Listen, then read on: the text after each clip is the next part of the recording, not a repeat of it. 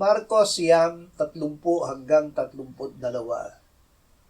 Umalis sila roon at nagdaan sa Galilea at ayaw niyang malaman ito ng sinuman, sapagkat tinuturuan niya ang kanyang mga alagad na sa kanila'y sinasabi, ang anak ng tao ay ipagkakanulo sa mga kamay ng tao at siya'y papatayin nila.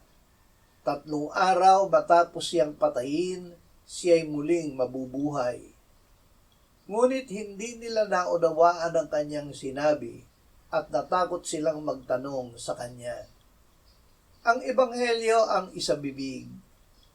Ang Ebanghelyo ang salita ng pananampalataya na ipinangaral ng mga apostol. Ito ay inilagay ng Diyos sa ating puso at bibig. Kung ipapahayag mo ng iyong bibig si Jesus na Panginoon at sasampalataya ka sa iyong puso na binuhay siyang muli ng Diyos, ay maliligtas ka. Sapagkat sa puso ang tao'y sumasampalataya kaya't itinuturing na ganap, at sa pamamagitan ng bibig ay nagpapahayag kaya't naliligtas. Sinasabi ng kasulatan, ang bawat sumasampalataya sa Kanya ay hindi malalagay sa kahihiyan. Ang lahat ng tumatawag sa Panginoon ay maliligtas.